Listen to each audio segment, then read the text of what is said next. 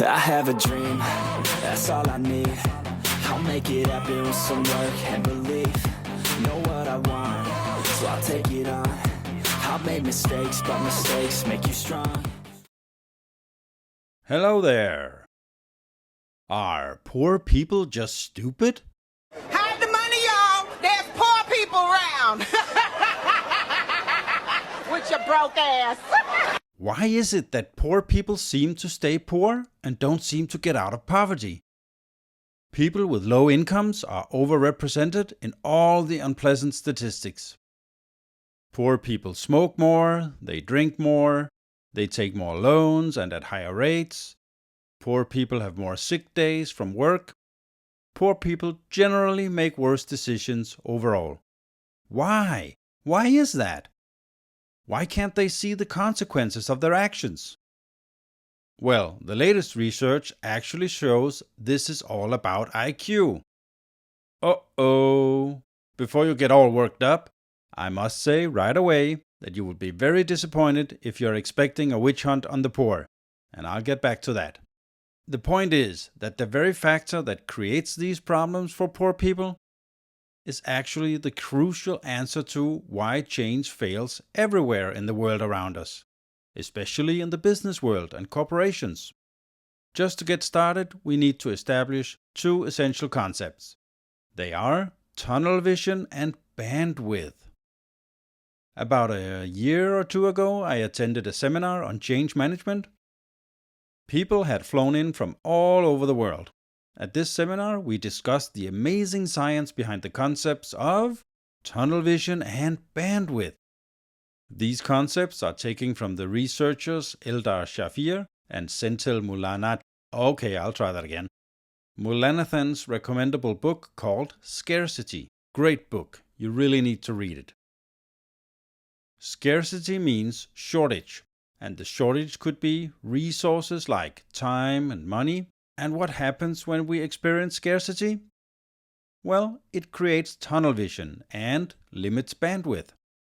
Tunnel vision is good for us because it allows us to focus on a crisis or a challenge. It is tunnel vision that enables the journalist to meet a deadline against all odds. And it's tunnel vision that gives you the immense strength and focus towards a project's deadline. But tunnel vision also has major consequences. Because when we put all the energy in one place, we have fewer resources to oversee all the other things we need to do. We find it harder to think long term. We find it harder to control our willpower. I'm broke, nigga, I'm broke! So tunnel vision is only good for immediate attention and action. It all has to do with the other concept, bandwidth, and is about how many tasks you can handle in your head at the same time. When you use massive bandwidth on some basic problems in your life, then you don't have any bandwidth left for all the little things. And thus the stones are laid to resolve the provocative headline above, Are poor people stupid? I'm poor, ain't I? Yeah, you are. And what it has to do with creating changes in your life. Poor people constantly use bandwidth thinking about money. The researchers behind the book Scarcity have conducted a series of remarkable experiments, and they all show how scarce economic resources create tunnel vision and slow bandwidth. For example, if you ask poor people just to think about a hypothetical repair of their car for $1,500, their IQ temporarily drops by 13 to 14 points. For wealthy people, it has no effect at all. It may sound trivial, but by comparison, that temporary IQ reduction is equivalent to losing one night's sleep. For the poor person, that little task or problem starts a chain reaction on how can they find the money, what do I need to do, and what they need to go without, and a lot of other things, what ifs and how to's. All of a sudden, this little problem requires a lot of bandwidth. For the wealthy person, it doesn't matter. It's only numbers in an account sent to another account, and it has almost no impact at all. In another classic experiment, Researchers showed a series of words to the test subjects, and they all had something to do with money. They saw words like coin, loan, cash, debt, phone, and so on. But never the word money. The word money was never mentioned. The study showed that the poorer the people were, the greater the odds were that they reported having seen the word money, even though it never happened. The point here is, poor people see the money agenda everywhere, even in places where it's not there. Many situations will trigger this. And this constant implicit focus on money drains them of energy for other long-term decisions, such as diet, pension, investing. This phenomenon stands in the way of change in many people's lives, and it's particularly relevant in connection with changes everywhere. It impacts our lives every day. At the conference on behavior, I asked the researchers about the connection between this theory and behavioral changes in organizations and companies, and they explains, as the book also does, that there is good evidence that the issue of poverty can be replaced with another scarce resource, for example, time. So in the modern world of organizations, all employees experience a scarcity of time. Deadlines, KPIs, growth, innovation, they all create a shortage of time. This creates tunnel vision and thereby an assault on your bandwidth. And this assault is one of the fundamental answers to why it's so difficult to think long-term or break the old habits. When we are in the tunnel, all the bandwidth is used to stream the few programs at the same time. So there's no bandwidth left for anything other than the next task and the next deadline. No knowledge sharing, no readiness for change, no breaking the bad habits. Everything must wait until tomorrow. Like your pension contributions, buying, preparing and eating healthy foods yourself, looking into getting more educated, the bedtime stories for the children. Our lives suffer in the long term because of this tunnel vision. Why? Because I'm all out of money! This is where I normally would try to give you a recipe for how you can fix this problem. It's different for all of us. The point is to force you to pay attention to the problem so you don't end up with a classic conclusion that the answer is the same quick fix as always. You know, we could just take a second and talk about this. It's a good idea. Because I grew up in a slightly lower middle-class family, okay? And so I watched people do middle-class stuff. Okay, here's what middle-class... by the way, there's poor people stuff that they do, too. Sure. And then there's rich people stuff that you do. Yes. And it's not that a person is better by character than another by doing these things. These are just the financial moves that cause you to stay in one of these areas, okay? Poor people would be payday lender. Yes. Pawn shop, title loans, rent to own your freaking washer and dryer, and pay about 5x for it when you do that. These are poor people. Lottery. Lottery is going to make me rich. By the way, almost all lottery tickets, 78% of lottery tickets are sold in poor zip codes. So rich people don't ask how much down and how much a month. They ask how much. They avoid payments. They pay for it or they don't buy it. And that's what got them to be rich, and it's what keeps them rich. And so the rich get richer and the poor get poorer. Yep, because you keep doing the same crap that causes it in both cases. And so you keep doing rich people stuff, you get to be rich people. I'm telling you, you make $30,000, $40,000, $50,000 a year in America today, and you do rich people stuff for the next decade, you will not be poor anymore. No, you'll be all right. You just do the stuff they do. You pay cash for things. You buy used cars. You don't lease stuff. You don't finance your freaking vacations. Yes. You stay out of the timeshare office. You run the whole life agent out with a stick out of your living room. You know, you do. This is what you do, right? You start doing this stuff. And it's not a character thing. Yeah. Because if it's a character thing, I would not have anything. Absolutely. Because I'm so dumb, I had to become a millionaire twice. Yeah. I lost it all the first time because I did stupid butt stuff. So it's not. Make an effort in changing that mindset and use the simple approach. Most people don't want to hear it, but it works in reality.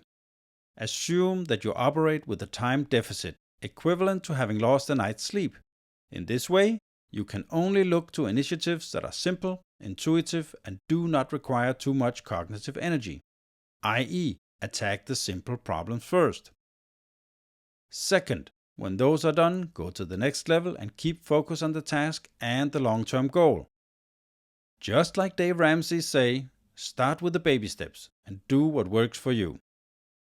And yes, this requires you want to make the change. Spare change. Spare change, ma'am. Squidward? Squidward, is that you?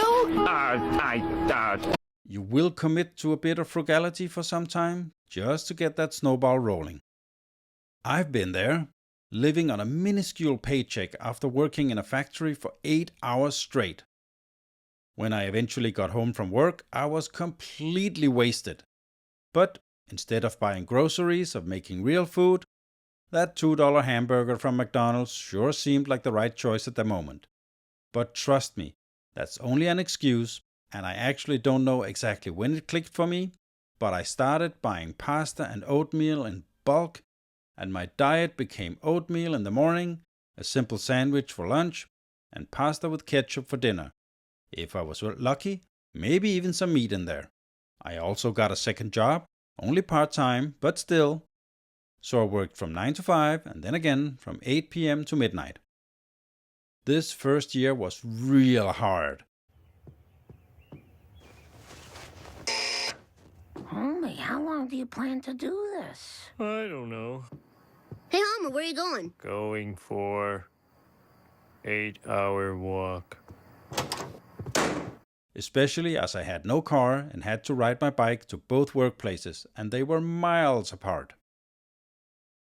But funny enough, after that year, the bills were paid, I could start saving, and everything became easier and easier and easier. I could buy a car after 2 years. I ended up doing this for 10 years total. 10 long years. That was a bit too much, I know. But it ended up being kind of fun, and I found a better day job. I got more skilled as time went by. And the longer I did these jobs, the better I got. And after 10 years, I was the best at both of my jobs. I now had a down payment for my first apartment, I had a nice car, I had money in the bank, and I could start to invest. But hey, that's another story. All I'm saying is, it's possible to break out of the situation, but it will require sacrifice and determination, but it can be done. As long as you think like a victim or believe you are oppressed by someone, especially the rich, you will stay poor. I identify as a trans-financial, which means I'm a rich person trapped in a poor person's body. And I have to deal with this struggle every single day. Life is not fair. So stop whining and start taking a look at the problem. It's the person in the mirror. I'll end with a clip from Dave Ramsey and his great and funny way of giving advice. Because it's stupid. Here's the thing.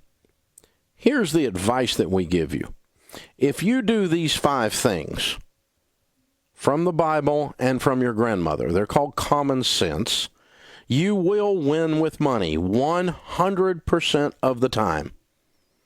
Now, I don't know exactly how long it will take you, and I don't know what win with money will mean, because I cannot predict your income, and I cannot predict the tragedy that you will have to overcome.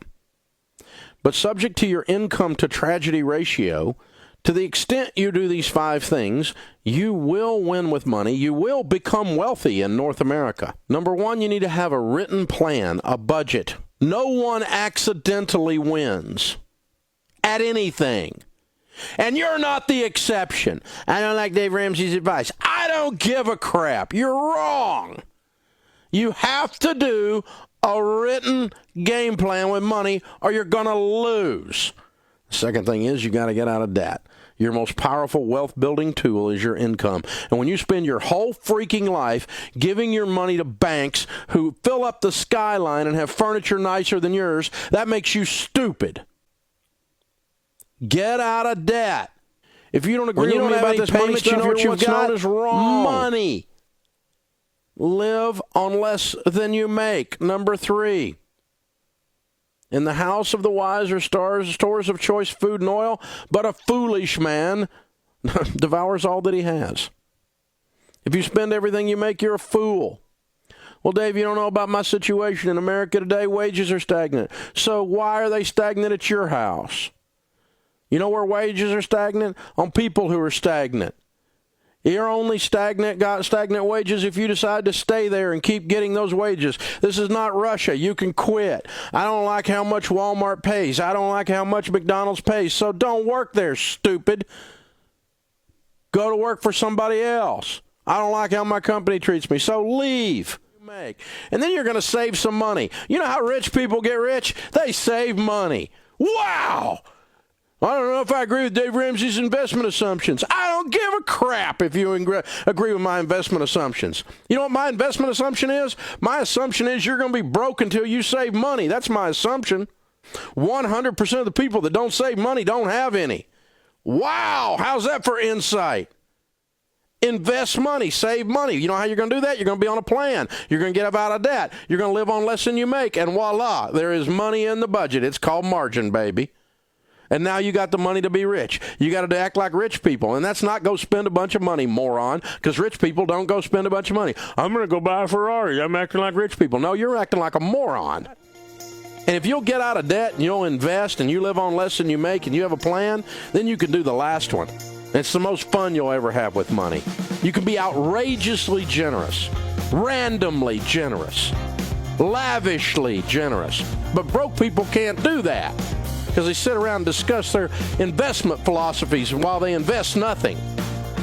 It's like people smoking weed discussing the meaning of life. They ain't getting nothing done.